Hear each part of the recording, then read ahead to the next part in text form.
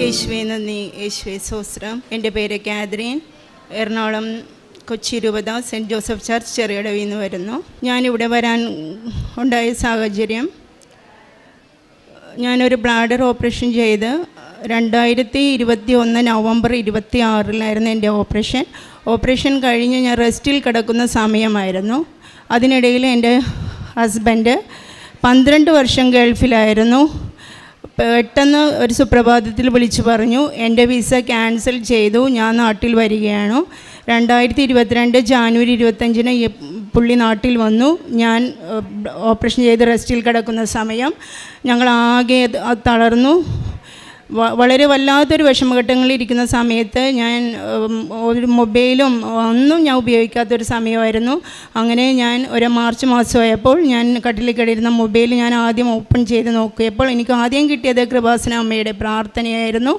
ഞാൻ വേറെ ഒന്നും നോക്കിയില്ല. ഞാൻ ഓപ്പറേഷൻ ചെയ്ത് കിടക്കുന്ന സമയത്ത് ഒരു സ്ഥലത്ത് ഞാൻ പോകാതെ 2 വീലറിൽ ഹസ്ബൻഡിനെയും കൂട്ടി ഞാൻ ഇവിടെ വന്നു. ഇവിടെ വന്നതിന് ശേഷം ആ ഫ്രണ്ടിലായിരുന്നു ഉടമ്പടി എടുക്കുന്ന സമയം. ആ ഉടമ്പടിയിൽ ഞാനൊരു നേഴ്സായിരുന്നു, അത് ഞാൻ ആദ്യം നിങ്ങളോട് പറയുകയാണ്. അതുകൊണ്ട് ഇവിടുത്തെ ജോസി ബ്രദറിനെ എന്നെ നല്ലപോലെ അറിയാമായിരുന്നു. അപ്പോൾ എന്നോട് ചോദിച്ചു എന്താണെന്ന് ചോദിച്ചു. ഞാൻ പറഞ്ഞു എനിക്ക് ഉടമ്പടി എടുക്കാൻ വേണ്ടി ഞാൻ വന്നതെന്ന് പറഞ്ഞു. എടുത്തോ സിസ്റ്റർ എടുത്തോ എന്ന് പറഞ്ഞു. പക്ഷേ എനിക്ക് കയറാനൊക്കെ കുറച്ച് ബുദ്ധിമുട്ടുണ്ടായിരുന്നു. എന്നാലും ഞാൻ കയറി, ഞാൻ ഉടമ്പടി എടുത്തു. 2022 മാർച്ച് 14 ഞാൻ ഉടമ്പടി എടുത്തു. ഉടമ്പടി എടുത്തപ്പോൾ എൻ്റെ ഹസ്ബൻഡ് ഉണ്ടായിരുന്നു. വിശ്വാസം വളരെ കുറവായിരുന്നു. എന്നാലും എൻ്റെ ശരീരത്തിലെ ക്ഷീണം കാരണം കൊണ്ടാണ് പുള്ളി വന്നത്. പുള്ളി വന്ന് ആ സൈഡിൽ വന്നിരുന്നപ്പോൾ പുള്ളിയുടെ ഫോണിൽ ആരോ കുറേ പ്രാവശ്യം വിളിക്കുന്നുണ്ട്. ഞാൻ പറഞ്ഞു സൈലൻറ്റ് ചെയ്തിട്ടു. എന്താണെന്ന് വെച്ചാൽ പുള്ളി കൂടെ വർക്ക് ചെയ്ത ആൾ ഗൾഫിലോട്ട് തിരിച്ചു പോവില്ലെന്ന് പറഞ്ഞു നിന്ന ആൾ ഞങ്ങളിവിടെ സ്റ്റെപ്പിൽ വന്നില്ല. അപ്പോൾ തന്നെ ആ ചേട്ടൻ കൊല്ലത്തുകാരനായിരുന്നു, വിളിച്ചു പറഞ്ഞു ബാബു ചേട്ടാ ഞാൻ പോവുകയാണ്, തിരിച്ച് ഗൾഫിലോട്ട് ഞാൻ പോവുകയാണ് എന്ന് പറഞ്ഞപ്പോൾ തന്നെ ഞാൻ പറഞ്ഞു നോക്കിക്കേ, നമ്മൾ ഉടമ്പടി എടുത്തിട്ടില്ല, മണ്ണിൽ ചവിട്ടിയപ്പോൾ തന്നെ അത്ഭുതം സംഭവിച്ചത് കണ്ടില്ലേ എന്ന് പറഞ്ഞു. അങ്ങനെ ഞങ്ങൾക്കതൊരു വിശ്വാസമായി. ഞങ്ങൾ ഉടമ്പടി എടുത്തു. ഞങ്ങളങ്ങനെ വീട്ടിലോട്ട് പോയി. ആ ഉടമ്പടിയിൽ ഇപ്പോഴും ഞാൻ ഉടമ്പടി പുതുക്കിക്കൊണ്ടിരിക്കുകയാണ്. ഉടമ്പടിയിൽ പുതുക്കുന്നതിൽ 5 കാര്യം മാത്രമേ ഞാൻ വയ്ക്കുള്ളൂ. ഒരു കാര്യം ഞാൻ വയ്ക്കില്ല. കാരണം ഒരു കാര്യത്തിൽ ഞാൻ എപ്പോഴും എഴുതുന്നൊരു കാര്യമാണ്, എൻ്റെ ഈശോയെ ഞാനും എൻ്റെ ഭർത്താവും എൻ്റെ ഈ 2 മക്കളും, എനിക്ക് 2 മക്കളാണ്, എൻ്റെ ഈ 2 മക്കളും ഈശോയിലും അമ്മയിലും എന്നും മരണം വരെ ഞങ്ങളുടെ കൂടെ ഉണ്ടാവണേ എന്നുള്ളൊരു പ്രാർത്ഥന മാത്രമേ എൻ്റെ ജീവിതത്തിലുള്ളൂ. ഞാൻ അന്ന് വെച്ച ആദ്യത്തെ ഉടമ്പടി ഞങ്ങൾക്ക് 2 പേരിൽ ആർക്കെങ്കിലും ഒരാൾക്ക് ഒരു വിദേശത്ത് ജോലിക്ക് പോകാനുള്ളൊരു സാഹചര്യമായിരുന്നു. ആ സാഹചര്യത്തിൽ പുള്ളിക്ക് കിട്ടിയില്ല. പുള്ളി ഒരു മെക്കാനിക്കായിരുന്നു. പക്ഷേ അതിന് പോകാതെ കൂലിപ്പണി കിട്ടി. അത് ഇന്നും തുടർന്നുകൊണ്ട് പോകുന്നു. എനിക്കാണ് ഹോം നേഴ്സായിട്ട് ജോലിക്ക് കിട്ടിയത്. 2023 മെയ് 18 ഞാൻ കുവൈറ്റിലോട്ട് പോയി. അപ്പോൾ ഞാനിവിടെ വന്നു. ഞാൻ എല്ലാ മാസം വരും, ഞാൻ പത്രം വാങ്ങിക്കും, പത്രം കൊടുക്കും, അങ്ങനെ ഓരോ കാര്യങ്ങളെല്ലാം ഞാൻ ചെയ്യുമായിരുന്നു. അതിക്ക് മുമ്പ് ഞാൻ പള്ളിയിലൊന്നും പോകില്ലായിരുന്നു, പള്ളിയിലൊക്കെ പോകുമായിരുന്നു. പിന്നെ അടുത്ത ഒരു വൃദ്ധസദനമുണ്ട്, അവിടേക്കെല്ലാം ഞാൻ പോകുമായിരുന്നു. അങ്ങനെ ഞാൻ ഈ പറഞ്ഞ മെയ് 18 എന്ന് പറഞ്ഞൊരു ദിവസം അച്ഛനെയൊക്കെ ഞാൻ വന്ന് കണ്ടു. അച്ഛനോട് ഞാൻ എൻ്റെ ജോലിക്കാരിയൊക്കെ ഞാൻ പറഞ്ഞു. ഞാനങ്ങനെ കുവൈറ്റിൽ പോയി അവിടെ ജോലി ചെയ്ത് എനിക്ക് അവിടെ ചെന്നിട്ട് എനിക്ക് തന്നെ അറിയൂടാ ഞാൻ എന്തിനാണ് ഇവിടെ വന്നത്, ഞാൻ ഈ പൈസയ്ക്ക് വേണ്ടിയാണോ ഞാനിവിടെ വന്നത്. കാരണം ഞാൻ എല്ലാ മാസം ഇവിടെ വരുന്നൊരു വ്യക്തിയല്ലേ, ഞാൻ പൈസയ്ക്കാണോ ഞാനിവിടെ വന്നത്, എന്തിന് ഞാനിവിടെ വന്നു. എനിക്ക് ആകെ ഭയങ്കര പ്രയാസം, ഞാൻ കരച്ചൽ. നമുക്ക് അവിടെ എന്തൊക്കെ ഉണ്ടെന്ന് പറഞ്ഞിട്ടും ഒരു കാര്യമില്ല. കാരണം നമ്മളെ സംരക്ഷിക്കാനായിട്ട് ആകെയുള്ളത് നമ്മുടെ അമ്മയും നമ്മുടെ ഈശോയും, അല്ലാതെ നമുക്ക് ആരും നമ്മുടെ കൂടെയില്ല. അത് എന്നെ പഠിപ്പിച്ച ഏറ്റവും വലിയൊരു പാഠമാണ്.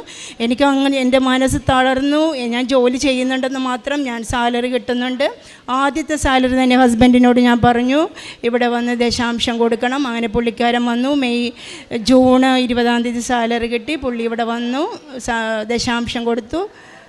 അങ്ങനെ ഇതെല്ലാം കഴിഞ്ഞു. ഞാനൊരു 6 മാസം ഞാൻ അവിടെ പിടിച്ചു നിന്നു. വീട്ടിലെല്ലാവരും ഓരോ പ്രശ്നങ്ങൾ വിളിച്ചു പറയുമ്പോഴും ഞാൻ പറയും നിങ്ങൾ അമ്മയോട് പ്രാർത്ഥിക്കുക, കൃപാസന അമ്മയോട് പ്രാർത്ഥിക്കുക, അമ്മയുടെ അടുത്ത് പോവും. റാലിക്ക് അങ്ങനെ ഒക്ടോബറിൽ റാലി വന്നപ്പോൾ ഞാൻ പറഞ്ഞു നിങ്ങൾ 3 പേരും പോകണം റാലിക്ക്, കാരണം എല്ലാ കൊല്ലം പോകുന്ന വ്യക്തിയായ എനിക്ക് പോകാൻ പറ്റിയില്ല, നിങ്ങൾ 3 പേരും പോകണം എന്ന് പറഞ്ഞു. അവർ 3 പേരും അങ്ങനെ റാലിക്ക് അങ്ങനെ വന്നു. ഡിസംബർ ആയപ്പോൾ എനിക്ക് ഭയങ്കര ഡിപ്രഷൻ തന്നെ, ഉറങ്ങാനൊന്നും പറ്റുന്നില്ല, ജോലിയിൽ അങ്ങോട്ട് എടുക്കാൻ പറ്റുന്നില്ല, ആകെ ഭയങ്കര പ്രയാസം. ഞാൻ അവരോട് ലീവ് ചോദിച്ചു, അവരെനിക്ക് ലീവ് എനിക്ക് തന്നില്ല. അവർ പറഞ്ഞു എനിക്ക് തരാൻ പറ്റില്ല എന്ന്. അവർ പറഞ്ഞു എനിക്ക് തരാൻ പറ്റില്ല എന്ന് പറഞ്ഞു. ഞാൻ പിന്നെ വീണ്ടും നമ്മുടെ തൃപ്പൂണിത്തുറ പാസ്പോർട്ട് ഓഫീസിൽ വെച്ച് പരിചയപ്പെട്ട ഒരു വ്യക്തി ദീപ എന്ന് പറയും, ആ കുട്ടിയെ വിളിച്ച് ഞാൻ എൻ്റെ സങ്കടം പറഞ്ഞപ്പോൾ പറഞ്ഞു, ബിന്ദു ചേച്ചി വിഷമിക്കേണ്ട, കാരണം എനിക്കിങ്ങനെ ഇവിടെ ഒരു സഹപ്രവർത്തകനുണ്ട്, ഞാൻ അയാളെ ഏറ്റുമുട്ടിത്തരാം. അയാളോട് ഞാൻ സംസാരിച്ചപ്പോൾ പറഞ്ഞു അത്രയ്ക്കും ബുദ്ധിമുട്ടാണെങ്കിൽ എംബസിയിലോട്ട് പോയിക്കോ, എംബസിയിൽ ചെന്നാൽ 3 മാസം പിടിക്കുമെന്ന് പറഞ്ഞു. ഞാൻ ആകെ തളർന്നു. കാരണം 3 മാസം പോയിട്ട് 3 ദിവസം ഞാൻ അവിടെ എങ്ങനെ കഴിച്ചു കൂട്ടുമെന്ന് പോലും എനിക്കറിയില്ല. എൻ്റെ കയ്യിലുള്ളത് ഒരു കാശ് രൂപം, നമ്മുടെ പ്രാർത്ഥന ബുക്ക്, മാതാവിൻ്റെ ഒരു കുഞ്ഞു കാശ് രൂപം. അപ്പോൾ ഈ സമയത്ത് അവിടെ ഭയങ്കര തണുപ്പായതുകൊണ്ട് ജാക്കറ്റിൻ്റെ ഉള്ളിൽ ഈ മാതാവിൻ്റെ രൂപം ഞാനിവിടെ വെച്ചിട്ടുണ്ട്. ഞാൻ അങ്ങനെ എംബസിയിൽ പോയി. അന്ന് എനിക്ക് ചുമയെന്ന് പറഞ്ഞാൽ ചുമച്ച് ഞാൻ ബ്ലഡ് ഛർദ്ദിക്കും. എന്നിട്ടും ഞാൻ അവിടെ പിടിച്ച് നിൽക്കുകയാണ്. എൻ്റെ അമ്മയുടെ കൃപയിൽ ഞാൻ തേൻ കഴിക്കും, തൈലം കഴിക്കുകയും ചെയ്യും, തൊണ്ടയിൽ പുരട്ടുകയും ചെയ്യും. അങ്ങനെ ഞാൻ എംബസിയിൽ ചെന്നു. എംബസിയിൽ ചെന്നിട്ട് എനിക്ക് പറഞ്ഞറിയിക്കാനൊന്നും പറ്റില്ല, കാരണം ആ രീതിയിലുള്ള ആൾക്കാരാണ്. ഞാൻ ഓർക്കും എന്ത് ചെയ്യും, എന്നെപ്പോലത്തെ മനുഷ്യരല്ലേ ദൈവമേ. അവരോട് ഞാൻ ചോദിക്കും നിങ്ങളെത്ര നാളായി. അവർ പറഞ്ഞു ഞങ്ങൾ 2:30 എന്നൊക്കെ പറഞ്ഞു. ഞാൻ പറഞ്ഞു മാതാവിൻ്റെ ധൈര്യത്തിലാണ് ഞാനിവിടെ വന്നെങ്കിൽ മാതാവ് എന്നെ നോക്കിക്കൊള്ളണം, എന്നെ നീ കഷ്ടപ്പെടുത്തരുത്. കാരണം ഒന്നാമത് എനിക്ക് ഇത്ര അസുഖമുള്ളൊരു വ്യക്തിയാണ്, അതുകൊണ്ട് എൻ്റെ അമ്മ തന്നെ എന്നെ നോക്കിക്കൊള്ളണം. ഞാൻ ഈ നാട്ടിൽ കാല് കുത്തിയാൽ ഉടൻ തന്നെ എയർപോർട്ടിൽ നിന്ന് വരുന്നത് ഞാൻ അമ്മയുടെ അടുത്ത് സാക്ഷ്യം പറയാനാണ്. അതുകൊണ്ട് എൻ്റെ അമ്മ എന്നെ അവിടെ നിന്ന് എങ്ങനെയെങ്കിലും എത്തിക്കണമെന്ന് പറഞ്ഞു. അത്ഭുതമെന്ന് പറയട്ടെ മക്കളെ, 8-ാം നാൾ ഡിസംബർ 3 ഞാൻ അവിടെ ചെന്നു. ഡിസംബർ 9-ാം തീയതി ഞാൻ എയർപോർട്ടിൽ 10:15 ഞാൻ എത്തി. എൻ്റെ മക്കളും എൻ്റെ ഹസ്ബൻഡും ഈ ഉടമ്പടി പത്രവുമായിട്ട് വന്നു. പക്ഷേ 2 ദിവസത്തെ യാത്രാക്ഷീണം കൊണ്ട് ഞാൻ ഭയങ്കര വോമിറ്റിംഗ് ഒക്കെ ആയതുകൊണ്ട് എനിക്ക് തളർന്നു. കാറിൽ ആകെ പ്രയാസമായി. ഡ്രൈവർ പറഞ്ഞു ചേച്ചി നമുക്കിങ്ങോട്ട് പോകാമെന്ന് പറഞ്ഞു. പക്ഷേ എൻ്റെ ശരീരം അനുവദിക്കുന്നില്ല. ഞാൻ മാതാവിനോട് ആദ്യം അതിന് മാപ്പ് ചോദിക്കുന്നു. കാരണം അതും പറഞ്ഞാണ് ഞാൻ ഇവിടെ നാട് കണ്ടത്. ഡിസംബർ 9 വെറും 8 ദിവസം കൊണ്ട് എൻ്റെ അമ്മ മാതാവ് എന്നെ ഇവിടെ എത്തിച്ചത് ഞാൻ ഈ ഉടമ്പടിയുടെ ഒരൊറ്റ ബലത്തിലാണ്. അതായത് എൻ്റെ അമ്മ എൻ്റെ കൂടെ ഉള്ളിടത്തോളം കാലം എന്നുള്ളൊരു രീതിയായിരുന്നു. അങ്ങനെ ഞാൻ ഒരു 4 ദിവസത്തെ റെസ്റ്റ്, കാരണം അത്രയും വയ്യാതെ എനിക്ക് വന്നു. ഇത്തിരി ഓപ്പറേഷനൊക്കെ ചെയ്തുകൊണ്ട് ക്ഷീണത്തിൽ നിൽക്കണ ഒരവസ്ഥയുമായതുകൊണ്ട് ഞാൻ വീണ്ടും ഡിസംബർ 15 വന്ന് ഉടമ്പടി ഞാൻ പുതുക്കി മാതാവിനോട് പറഞ്ഞു, ഞാൻ പ്രാർത്ഥിച്ചു. ഇത് തന്നെ എൻ്റെ ഏറ്റവും വലിയൊരു അത്ഭുതമാണ്. കാരണം ഞങ്ങൾ അവിടെ 2-3 ദിവസം എല്ലാവരും മാനസികമായി തളർന്നിരിക്കുന്ന സമയത്ത് ആർക്കും പ്രാർത്ഥിക്കാനൊന്നും പറ്റുന്നില്ല. പക്ഷേ ജാതിമധ്യമേതമന്യേ എന്ന് പറഞ്ഞ പോലെ ഹിന്ദുക്കളെല്ലാവരും ഉണ്ട്. അവരോട് ഞാൻ പറഞ്ഞു നമുക്ക് അമ്മയുടെ പ്രാർത്ഥിക്കാമെന്ന് പറഞ്ഞു. ഞങ്ങളൊരു 9 മണിയാകുമ്പോൾ ഇരുന്ന് പ്രാർത്ഥിക്കും, ഞാൻ സ്തുതിക്കും. അങ്ങനെ എൻ്റെ മുന്നിലൊരു കുട്ടി വന്നു. അത് കഴിഞ്ഞ് ഞാൻ പോന്നു. അങ്ങനെ ഈ പ്രാർത്ഥനയുടെ ഫലം കൊണ്ട് ഒരു 5-6 പേര് അടുപ്പിച്ച് വന്ന് എല്ലാവരോടും ഞാൻ ഈ അമ്മയുടെ കാര്യം പറഞ്ഞിട്ടുണ്ട്. അവരിവിടെ വരും. പത്തനംതിട്ടക്കാർ, തൃശ്ശൂർ, അങ്ങനെയുള്ള ഒത്തിരി പേരാണ്. അത് എൻ്റെ 1ാമത്തെ സാക്ഷ്യമാണ്. അതിന് എൻ്റെ അമ്മയ്ക്കും എൻ്റെ ഈശോയ്ക്കും ഞാൻ കോടാനോടി നന്ദി പറയുന്നു. അടുത്തതായിട്ട് ഇത് എൻ്റെ മൂത്ത മോള്, ഇയാൾ BS നേഴ്സാണ്. ഇയാൾ പുറത്തേക്ക് പോകാനായിട്ട് ആഗ്രഹിക്കുന്നു. 2021 തൊട്ട് ആഗ്രഹിക്കുന്ന ഒരു കാര്യമാണ്. അപ്പോൾ ന്യൂസിലൻഡാണ് ഇയാൾ ആഗ്രഹിച്ചിരുന്ന കാര്യം. പക്ഷേ നമ്മുടെ ബുദ്ധിമുട്ട്, സാമ്പത്തിക പ്രശ്നങ്ങൾ കാരണം കൊണ്ട് പറഞ്ഞു അമ്മേ നമുക്ക് UK നോക്കാം, അവിടെ ആകുമ്പോൾ നമുക്കൊരു 5-6 കൊടുത്ത് നമുക്ക് പോവാം എന്ന് പറഞ്ഞു. അങ്ങനെ ഇയാൾ OET എഴുതി. അപ്പോൾ ഞാൻ ഉടമ്പടി എടുത്തിട്ടുണ്ട്. അതിൽ OET 1ാമത്തെ എഴുതി. 1ാമത്തേതിൽ ഇയാൾ പൊട്ടി. ആ 2ാമത്തെ OETക്കാണ് ഞാൻ ഈ പറഞ്ഞ മാർച്ച് 14, 2022 ഉടമ്പടി ഞാൻ എടുത്തത്. ഉടമ്പടി എടുത്തപ്പോൾ ഞാൻ എൻ്റെ കുഞ്ഞിന് വേണ്ടി ഞാൻ എഴുതി, ഈശോയെ എൻ്റെ അമ്മേ എൻ്റെ കുഞ്ഞിന് OET കിട്ടണേ അമ്മേ. വീണ്ടും 2ാമത് എഴുതാനുള്ള പൈസ, OET എഴുതുന്ന മക്കൾ ഇവിടെ ഉണ്ടെങ്കിൽ അവർക്കറിയാൻ പറ്റും അതിന് എത്ര രൂപ വരും എന്നൊക്കെ അവർക്കറിയാൻ പറ്റും. അങ്ങനെ ഞങ്ങൾ സാമ്പത്തികമായി ആകെ തകർന്നിരിക്കുന്ന സമയത്ത് OET 2ാമത് എഴുതി. അതിൽ ഒരു വിഷയത്തിന് എൻ്റെ മോള് വീണ്ടും പൊട്ടി. ഞങ്ങൾ ആകെ തളർന്നു. അപ്പോഴും ഞാൻ പറഞ്ഞു മോളെ നീ വിഷമിക്കേണ്ട, നമ്മുടെ അമ്മ കൂടെയുണ്ട്. ഇവളുടെ കഴുത്തിലൊക്കെ ആശുരൂപം ഞാൻ ഇട്ട് കൊടുത്തിട്ടുണ്ട്. അങ്ങനെ അമ്മയോട് പ്രാർത്ഥിച്ചു. ഞങ്ങൾ വന്ന് വീണ്ടും അച്ഛൻ്റെ പ്രാർത്ഥന കേൾക്കുമായിരുന്നു, സാക്ഷ്യം കേൾക്കുമായിരുന്നു. അങ്ങനെ ഓരോ കാര്യങ്ങൾ, ഇവൾ ഹോസ്റ്റലിൽ നിൽക്കുന്ന കുട്ടിയായതുകൊണ്ട് കാരുണ്യ പ്രവൃത്തികൾ, മറ്റുള്ള ആൾക്കാർക്കൊക്കെ ഭക്ഷണം കൊടുക്കുമായിരുന്നു, അങ്ങനെയൊക്കെ ചെയ്യുമായിരുന്നു. അങ്ങനെ റൈറ്റിങ്ങിൽ റിവാലുവേഷൻ്റെ സമയത്ത് ഞങ്ങൾ അച്ഛനെ വന്ന് കണ്ടു. അച്ഛൻ വന്ന് കാശ് രൂപ എൻ്റെ കുഞ്ഞിന് കൊടുത്തു. അങ്ങനെ ഞങ്ങൾ റൈറ്റിങ് വീണ്ടും റിവാലുവേഷൻ്റെ സമയത്ത് ചെയ്തു. അതിലും കൊച്ചിന് മാർക്ക് കിട്ടില്ല, അതും വീണ്ടും പൊട്ടി. പക്ഷേ ഒരു കാര്യം ഒന്ന് മനസ്സിലാക്കണം, കാരണം കുഞ്ഞ് ആഗ്രഹിക്കുന്നത് ന്യൂസിലൻഡാണ്. പക്ഷേ നമ്മൾ മാതാവിനോട് എന്ത് ചോദിച്ചാലും മാതാവ് നമുക്ക് തരും. കുറച്ച് താമസമുണ്ട്. കാരണം എന്താണ്, നമ്മുടെ പ്രവർത്തികൾ കൊണ്ടാണ് നമ്മൾക്ക് താമസം വരുന്നത് എന്നുള്ള കാര്യം ഞാൻ ഈ പുണ്യഭൂമിയിൽ നിന്നും ഈ പുണ്യ അൾത്താരിൽ നിന്ന് ഞാനിത് പറയുകയാണ് മക്കളെ. കാരണം ഞങ്ങളുടെ ഓരോ പ്രവർത്തികൾ കൊണ്ടാണ് അത് താമസിച്ചത്. ഞങ്ങളിപ്പോഴും പൂർണ്ണമായിട്ട് ഞങ്ങൾ വിശ്വസിക്കുകയാണ്. അങ്ങനെ ഈ കുഞ്ഞ് വീണ്ടും റൈറ്റിങ്ങിന് എഴുതാൻ വരുന്ന സമയത്ത് ഞങ്ങളിവിടെ വന്നപ്പോൾ അച്ഛനുണ്ടായിരുന്നില്ല. അപ്പോൾ ഞങ്ങൾ 2022 മുതൽ ഇവിടെ വരുന്ന സമയത്ത് ബസ് സ്റ്റോപ്പിൽ നിൽക്കുമ്പോൾ ഇതുവരെ ഒരു അച്ഛനെ പോലും ഞങ്ങൾ കണ്ടിട്ടില്ല. ഇതുവരെ ഞങ്ങൾ കണ്ടിട്ടില്ല. അന്ന് ഞങ്ങൾ ബസ് സ്റ്റോപ്പിൽ നിന്നിട്ട് പറഞ്ഞു, ദൈവമേ അച്ഛനെ കാണാൻ പറ്റിയില്ലല്ലോ എന്ന് പറഞ്ഞു വിഷമിച്ച് നിൽക്കുമ്പോൾ ഒരച്ഛൻ വന്ന് ഞങ്ങളുടെ മുന്നിൽ വന്ന് വണ്ടി കൊണ്ടുവന്ന് നിർത്തി, 2 വീലർ കൊണ്ടുവന്ന് പാർക്ക് ചെയ്തു. ഞാൻ ഈ അച്ഛനെ തന്നെ നോക്കി തന്നെ നിന്നു. അങ്ങനെ അച്ഛൻ്റെ അടുത്തോട്ട് ഞാൻ ഓടിച്ചെന്നിട്ട് ഞാൻ പറഞ്ഞു, അച്ഛാ ഞങ്ങൾ അച്ഛനെ കാണാൻ വേണ്ടി വന്നതാ, ജോസഫ് അച്ഛനെ കാണാൻ വന്ന അച്ഛനെ ഞങ്ങൾ കണ്ടില്ല അച്ഛാ. അപ്പോൾ എന്താ മക്കളെ കാര്യം? എൻ്റെ കുഞ്ഞ് പരീക്ഷ ഇങ്ങനെ എഴുതാൻ പോവുകയാണ്, അച്ഛൻ പ്രാർത്ഥിക്കണമെന്ന് പറഞ്ഞാൽ ആ റോഡ് ഈ ബസ് സ്റ്റോപ്പിൽ നിന്ന് എന്നെ പ്രാർത്ഥിച്ചു.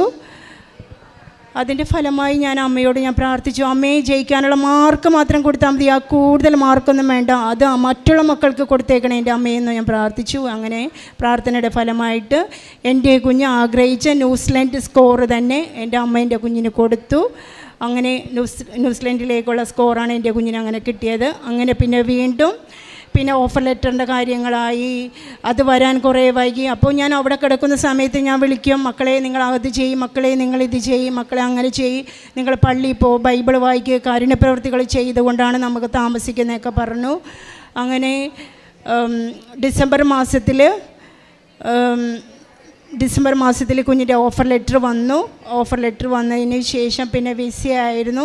അപ്പോഴും ഞാനിവിടെ ഓടി വന്നു. അമ്മയോട് ഞാൻ പറഞ്ഞു, അമ്മേ എൻ്റെ കുഞ്ഞിൻ്റെ വിസ വന്നിട്ടില്ല, ഞങ്ങൾ എന്ത് ചെയ്യും, ഞങ്ങൾക്ക് ഒരു കഴിവില്ല അമ്മേ, ഞങ്ങൾ എന്ത് ചെയ്യുമെന്ന് പറഞ്ഞു. അങ്ങനെ വിസ വന്നതിന് മുമ്പ് ഒരു കാര്യം എനിക്ക് പറയാനുള്ളത് പൈസയുടെ വിഷയമാണ്. കാരണം ഒരു ലോണിന് വേണ്ടി ആദ്യമായിട്ട് വീടിൻ്റെ പ്രോപ്പർട്ടി വെച്ച് നമ്മൾ ലോൺ എടുക്കാൻ വേണ്ടി നടക്കുന്ന സമയത്ത് എല്ലാവരും പറഞ്ഞു 6 മാസം പിടിക്കും, അങ്ങനെ വേണം, കുറേ പേപ്പർ വേണം, അത് വേണം ഇത് വേണം എന്നൊക്കെ പറഞ്ഞു. 2022 ഡിസംബർ 28 ഡേറ്റൊക്കെ ഞാൻ ഓർത്തിരിക്കാൻ കാരണം എന്നും എൻ്റെ തലയിൽ കൊള്ളുന്നൊരു ദിവസമാണ്. ഇവിടെ വന്നു ഞാൻ എൻ്റെ അമ്മയുടെ മുന്നിലേക്ക് ഈ ആധാരം നീട്ടി, കാരണം നമ്മളൊക്കെ അകത്തേക്ക് കൊണ്ടുപോകില്ലല്ലോ. ആധാരം നീട്ടിയിട്ട് പറഞ്ഞു, അമ്മേ എനിക്ക് ലോൺ വേണം, ഞാൻ എന്ത് ചെയ്യും, അമ്മ തന്നെ നോക്കിക്കൊള്ളണം, ഇത്ര മാസം പിടിച്ച് അങ്ങനെയുള്ള ഇതുപോലും ഞങ്ങൾക്കില്ല, ഞാൻ എന്ത് ചെയ്യുമെന്ന് പറഞ്ഞു. ഞങ്ങളിവിടെ നിന്ന് വന്നു പ്രാർത്ഥിച്ചു. ഈ ആധാരവുമായിട്ട് നേരെ ഞങ്ങൾ പള്ളുരുത്തി വില്ലേജ് ഓഫീസിൽ ചെന്നു. അവർ കുറേ പേപ്പർ പറഞ്ഞു, അതെല്ലാം ഞങ്ങൾ റെഡിയാക്കി. എൻ്റെ മക്കളെ ഒരു മാസം, അതായത് ഡിസംബർ 28 ഞാൻ വന്നു. ഈ പേപ്പർ വർക്ക് തുടങ്ങി. ജാനുവരി 27 26 അവരെന്നെ വിളിച്ചു. 27 ഈ 10 ലക്ഷം രൂപ നിങ്ങൾക്ക് ലോൺ പാസ്സായി, നിങ്ങൾ വന്നെടുത്തോ എന്ന് പറഞ്ഞു. ഇതെൻ്റെ അമ്മയുടെ ഒറ്റ കൃപയാണെന്ന് ഞങ്ങൾ പൂർണ്ണമായിട്ടും വിശ്വസിക്കുന്നു. അപ്പോഴും അവർ അടുത്ത് നിൽക്കുന്നവരെല്ലാവരും ചോദിക്കും, ഞങ്ങൾ എത്ര നാളായി നടക്കുന്നത്, ഞങ്ങൾക്കത് കിട്ടിയില്ലല്ലോ, നിങ്ങൾക്ക് എങ്ങനെ കിട്ടി? ഞാൻ പറഞ്ഞു, 1 മാസം കൊണ്ടാണ് കിട്ടിയത്, വെറും 1 മാസം. ഡിസംബർ 28 തുടങ്ങിയ പ്രോസസ്സിങ് ജാനുവരി 26 അവർ വിളിച്ചു, 27 ഞങ്ങൾ ഒപ്പിട്ടു, ഞങ്ങളുടെ പൈസ ഞങ്ങൾ കൈപ്പറ്റി, വെറും 1 മാസം കൊണ്ട്. അപ്പോൾ അവിടെ നിന്നവരോട് എല്ലാവരോടും ഞാൻ പറഞ്ഞു, കൃപാസന മാതാവിൻ്റെ ഒരു കൃപയാണ്, നിങ്ങളവിടെ പോകുക, നിങ്ങൾ പ്രാർത്ഥിക്കുക, നിങ്ങൾക്കത് കിട്ടുമെന്നോ അങ്ങനെ പറഞ്ഞു. അങ്ങനെ വീണ്ടും അങ്ങനെ ഓരോ കാര്യങ്ങളൊക്കെ അങ്ങനെ ഞങ്ങൾ മുന്നോട്ട് കൊണ്ടുപോയി. ജാനുവരിയിൽ ആണ് എൻ്റെ കുഞ്ഞിൻ്റെ വിസ വന്നത്. വിസ വന്നതിന് ശേഷം പിന്നെ നമുക്ക് ടിക്കറ്റ് എടുക്കാൻ നേരത്ത് ഞാൻ അമ്മയോട് ഒരു നേർച്ച നേർന്നായിരുന്നു, അമ്മേ എൻ്റെ വീട്ടിലുള്ള ഹസ്ബൻഡും എൻ്റെ രണ്ടാമത്തെ കുഞ്ഞും അറിയും നമ്മളുടെ ടിക്കറ്റിൻ്റെത്, 5ാമതൊരാൾ അറിയണമെങ്കിൽ ഞാൻ എൻ്റെ അമ്മയുടെ അടുത്ത് വന്ന് എനിക്ക് സാക്ഷ്യം പറയണം, സാക്ഷ്യം പറഞ്ഞാൽ മാത്രമേ എനിക്കിത് പൂർത്തീകരിക്കാൻ പറ്റുള്ളൂ എന്ന് ഞാൻ അമ്മയോട് പറഞ്ഞിട്ടുണ്ടായിരുന്നു. അങ്ങനെ ഞാൻ കഴിഞ്ഞ മാസം ഞാനിവിടെ വന്നു, ഞാൻ അമ്മയുടെ അടുത്ത് വന്നു. ജാനുവരി 25 ഞാനിവിടെ വന്നു, പത്രം വാങ്ങിച്ചുകൊണ്ട് പോയി. എൻ്റെ ട്രീറ്റ്മെൻറ്റ് രാജഗിരി ഹോസ്പിറ്റലാണ്. ഞാൻ അവിടെ ആലുവ സ്റ്റാൻഡ് മുതൽ ഈ കൊച്ചും കൂടെ ഉണ്ടായിരുന്നു. ആലുവ സ്റ്റാൻഡ് മുതൽ രാജഗിരി ഹോസ്പിറ്റൽ വരെ ഞങ്ങൾ ഈ പത്രണം എല്ലാം കൊടുത്തു. ഞങ്ങൾ അത് എല്ലാവർക്കും പ്രാർത്ഥിച്ച് തന്നെ ഞാനത് അങ്ങോട്ട് കൊടുത്തു. അങ്ങനെ ഞങ്ങളിവിടെ വന്നു. ഫെബ്രുവരി 1 തീയതി ആയപ്പോൾ പറഞ്ഞു, അമ്മയെ ടിക്കറ്റ് എടുക്കാൻ അവർ പേപ്പർ ഇട്ടിട്ടുണ്ട്, ടിക്കറ്റ് എടുക്കണം. ടിക്കറ്റിന് 1,46,000 പറയുന്നത്. ആകെ ഞങ്ങൾ തകർന്നു. അമ്മയെ ഞാൻ എന്ത് ചെയ്യണം, എനിക്ക് ഞാൻ ആകെ ഒരു നിവർത്തിയുമില്ല, ഞാൻ എന്താ ചെയ്യേണ്ട അമ്മേ എന്ന് പറഞ്ഞ അമ്മയോട് ഞാൻ കുറേ ഇരുന്ന് ഞാൻ പ്രാർത്ഥിച്ചു. ഞാൻ വെറുതെ ഒറ്റയ്ക്ക് ഇരിക്കുമ്പോൾ നമ്മളെ കർത്താവിൻ്റെ രൂപത്തിൽ വെച്ചിരിക്കുന്ന മാതാവിൻ്റെ രൂപത്തേട്ടും കർത്താവിനായിട്ട് നോക്കി ഞാൻ ഒറ്റയ്ക്ക് സംസാരിക്കും. എൻ്റെ കൂട്ടുകാർ പിള്ളേർ വരുമ്പോഴും ഞാൻ പ്രാർത്ഥനയിലായിരിക്കും. എൻ്റെ മക്കളുടെ കൂട്ടുകാർ വരുമ്പോഴും ഞാൻ പ്രാർത്ഥനയിലായിരിക്കും. കാരണം ഞാനിപ്പോൾ ജോലിക്കൊന്നും ഞാൻ പോകുന്നില്ല. അങ്ങനെ പ്രാർത്ഥിക്കുന്ന സമയത്ത് കൊച്ചു പറഞ്ഞു, അമ്മേ ഇങ്ങനെ ഒരു ഇത് വന്നിട്ടുണ്ട്, പൈസ കുറവാണ്, പക്ഷേ ഇപ്പോൾ ബുക്ക് ചെയ്താൽ നമുക്ക് നല്ലതായിരിക്കുമെന്ന് പറഞ്ഞു. എന്നത്തേക്ക് എടുക്കണമെന്ന് പറഞ്ഞു. ഞാൻ അങ്ങനെ കണ്ണടിച്ച് പ്രാർത്ഥിച്ചപ്പോൾ എൻ്റെ മുന്നിലേക്ക് ഒരു ഡേറ്റ് തെളിഞ്ഞു വന്നു. മാർച്ച് 19 എന്ന് പറഞ്ഞ ദിവസം, അതായത് നമ്മുടെ ഔസേ പിതാവിൻ്റെ ദിവസം തന്നെ വന്നു. അങ്ങനെ ഇപ്പോൾ ഇവിടെ ഇരിക്കുന്ന മക്കളാണ് അറിഞ്ഞിരിക്കുന്നത്. എൻ്റെ 5ാമത്തെ ആൾക്കാർ ഇവിടെ ഇരിക്കുന്ന മക്കളാണ്. മാർച്ച് 19 തീയതി അങ്ങനെ എൻ്റെ കുഞ്ഞിന് ഞങ്ങൾ ടിക്കറ്റ് എടുത്തു. 11 മണിക്ക് കുഞ്ഞ് പോകുന്നതായിരിക്കും. അതേപോലെ തന്നെ അത് എൻ്റെ 2ാമത്തെ സാക്ഷ്യമാണ്. ഇവളും കാരുണ്യപ്രവൃത്തിയൊക്കെ എല്ലാം ചെയ്യുമായിരുന്നു. ഇവളും OET 2ാമത് എഴുതുന്ന സ്ഥലത്ത് ഞാൻ ഉപ്പ് കൊടുത്തു വിടുമായിരുന്നു. ഈശോയെ ഇനി എന്നെ വീണ്ടും അവിടെ എത്തിക്കല്ലേ. അപ്പോൾ പറയും, അമ്മേ അവർ നമ്മൾ പിണങ്ങുമാ. ഞാൻ പറഞ്ഞു, എന്തിനാ അവർ പിണങ്ങണത്, ആര് കാണാതെ ആ മണ്ണിലേക്ക് നീ ഉപ്പിടുക എന്ന് പറയും. അങ്ങനെ ഉപ്പൊക്കെ ഞാൻ കൊടുക്കുമായിരുന്നു. അങ്ങനെ നമുക്ക് 3ാമത് ചെല്ലേണ്ട ഒരു സാഹചര്യമുള്ള സ്ഥലങ്ങളിലൊക്കെ എല്ലാം ഞങ്ങൾ ഉപ്പ് ഇടുമായിരുന്നു. പിന്നെ ഉള്ളത് ഒരു 3ാമത്തെ സാക്ഷ്യം എന്ന് പറയണത്, എൻ്റെ 2ാമത്തെ കുട്ടിക്ക് ഭക്ഷണം കഴിക്കൽ വളരെ കുറവായിരുന്നു. ഇപ്പോൾ ഡിഗ്രി 2nd ഇയറാണ്. ഒരു വയറുവേദന വന്നു. ഭയങ്കര പ്രയാസം എന്ന് പറഞ്ഞാൽ നമുക്കത് പറഞ്ഞറിയിക്കാൻ പറ്റില്ല. ഒരു ദിവസം ഞാൻ ഇതേപോലെ പ്രാർത്ഥിച്ചുകൊണ്ടിരിക്കുന്ന സമയത്ത് കോളേജിൽ പോയി വന്ന് കൊച്ചു ഓടി ബാത്റൂമിൽ കയറി വന്ന് കരയുന്നു. ഞാൻ ചോദിച്ചു, എന്താ മോളെ? ഒന്നുമില്ല. പിന്നെയും ചോദിക്കും, എന്താ എന്ന് ചോദിച്ചു. അങ്ങനെ ഇയാൾ ലക്ഷോറിൽ വർക്ക് എടുക്കണോണ്ട് ഞാൻ അവിടെ വിളിച്ച് പറഞ്ഞപ്പോൾ പറഞ്ഞ്, അമ്മയെ നമുക്ക് അങ്ങോട്ട് കൊണ്ടുപോകാം, ഗ്യാസ്ട്രോനെ കാണിക്കാം, ഒരു നല്ല ഡോക്ടറുണ്ട് എന്ന് പറഞ്ഞു. അപ്പോഴും നമ്മുടെ സാമ്പത്തികം വേണമല്ലോ എന്നോർത്ത് സാരമില്ല എന്ന് വിചാരിച്ചു. അങ്ങനെ ഞങ്ങൾ അവിടെ ചെന്നു, ഡോക്ടറെ കാണിച്ചു. ഡോക്ടർ പറഞ്ഞു, രക്തത്തിൽ കൂടി ഒരു ടെസ്റ്റ് ഉണ്ട്, അതെന്തായാലും നമുക്ക് ചെയ്യണം, സിഗ്മോഡോസ്കോപ്പി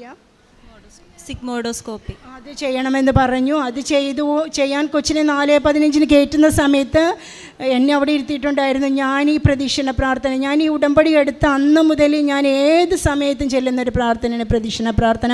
അത് ഗൾഫിലായിരുന്നപ്പോഴും അതെ, ഷട്ടറിലായിരുന്നപ്പോഴും അതെ, എംബസിലിരുന്നപ്പോഴും അത് തന്നെ ഞാൻ ചൊല്ലിക്കൊണ്ടിരുന്നു. അപ്പോൾ ഇവൾ വർക്ക് എടുക്കുന്ന സിസ്റ്റർമാർ ഓടി വന്നിട്ട് പറഞ്ഞു, അമ്മ എന്തിനാ വിഷമിക്കണത്, അവൾക്കൊന്നും ഉണ്ടാവില്ല, ധൈര്യപ്പെട്. ഞാൻ പറഞ്ഞു, അമ്മേ എൻ്റെ കുഞ്ഞിനൊന്നും ഉണ്ടാവില്ല അമ്മേ, ഞങ്ങൾ ഓരോന്നൊക്കെ കേൾക്കുമ്പോൾ പേടിയാണ് അമ്മേ, അവൾക്ക് എന്ത് പ്രായമായിരിക്കണം അമ്മേ, എൻ്റെ മക്കൾ ഒന്നും ഉണ്ടാവില്ല എന്ന് പറഞ്ഞ അമ്മയോട് ഞാൻ പ്രാർത്ഥിച്ചു. പ്രാർത്ഥനയുടെ ഫലമായിട്ട് എൻ്റെ കുഞ്ഞിനൊരു ചെറിയൊരു നീർവീക്കം മാത്രമേ ഉണ്ടായുള്ളൂ. ഇപ്പം മരുന്ന് കഴിച്ചുകൊണ്ടിരിക്കണേ, എന്നാലും ഞാൻ ഉടമ്പടി തൈലം ഒക്കെ പുരട്ടുമായിരുന്നു. പിന്നെ ഉള്ളതാണ് എൻ്റെ ഒരു വലിയൊരു സാക്ഷ്യം. മാസത്തിൻ്റെ ആദ്യ വെള്ളിയാഴ്ച, അതായത് ജാനുവരി 5 തീയതി ഞാനൊന്ന് വീണു.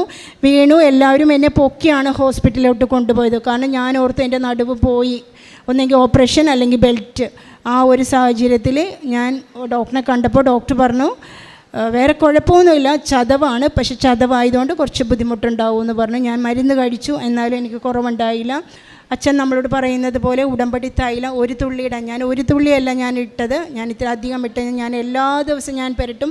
എൻ്റെ കട്ടിലിൽ ആകെ ഉണ്ടാവുന്നത് ഉടമ്പടി തൈലം, കൊന്ത, ഈ പ്രാർത്ഥന ബുക്ക്, ഈ രൂപം, ഇതാണ് എൻ്റെ ബെഡിലുണ്ടാവുന്നത്. അങ്ങനെ അത് പുരട്ടി എൻ്റെ നടുവേദന അങ്ങനെ പൂർണ്ണമായിട്ട് മാറി.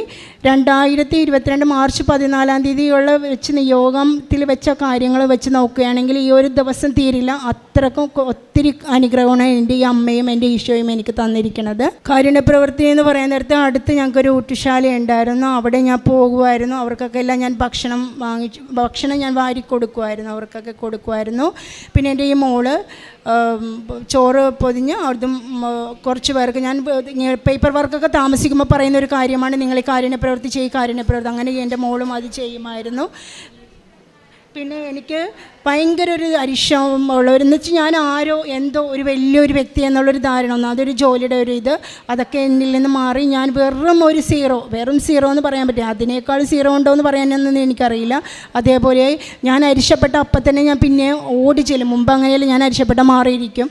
ഇപ്പം ഞാൻ അരിശപ്പെട്ട അപ്പം മനസ്സിലോർക്ക് ഈശോയെ അമ്മയെ ഞാൻ ഉടമ്പടി എടുത്ത മകളല്ലേ, പിന്നെ എന്തിനാണ് ഞാനിങ്ങനെ അരിശപ്പെടണം എന്ന് പറഞ്ഞാൽ അതെനിക്ക് മാറ്റാൻ സാധിച്ചു. പൂർണ്ണമായിട്ടില്ലെങ്കിലും ഒരു 99% എനിക്ക് മാറുവാനായിട്ട് എനിക്ക് സാധിക്കുന്നുണ്ട്. പിന്നെ ഇപ്പോഴത്തെ ഉടമ്പടി എടുത്തിട്ട് എനിക്കൊരു 11 ദിവസം പള്ളിയിൽ പോകാൻ പറ്റില്ല, കാരണം ഞാൻ വീണതുകൊണ്ട്. ഡെയിലി ഞാൻ പള്ളിയിൽ പോകും, ബൈബിളിരുന്ന് വായിക്കും, കിട്ടുന്ന സമയങ്ങളെല്ലാം ഞാൻ പ്രാർത്ഥിക്കും. പിന്നെ ഇപ്പോൾ കുറേ കൂട്ടുകാരെയൊക്കെ ഇങ്ങനെ ഷട്ടറിൽ നിന്ന് കിട്ടിയിട്ടുള്ളതുകൊണ്ട് കൃപാസന മാതാവിൻ്റെ കാര്യങ്ങളൊക്കെ പറയുമായിരുന്നു. പത്രം ഇപ്പോൾ ഞാൻ കൊടുക്കുന്നത് ഇങ്ങനെയുള്ള സ്ഥലങ്ങളിൽ, രാജഗിരി ഹോസ്പിറ്റലിൽ ഇന്നിപ്പോൾ വാങ്ങിച്ചുകൊണ്ട് പോയിട്ട് നാളെ പോണേക്കരെ പോകുന്ന ആവശ്യത്തിൽ അവിടെ കൊടുക്കാമെന്നാണ് തീരുമാനിച്ചിരിക്കുന്നത്. അങ്ങനെ കുറേ കാര്യങ്ങളൊക്കെ എല്ലാം ഞാൻ ചെയ്യുമായിരുന്നു. ഇത്രയും തന്ന എൻ്റെ അമ്മയ്ക്കും എൻ്റെ ഈശോയ്ക്കും ഞാൻ കോടാനോടുകൂടി നന്ദി പറയുകയാണ്.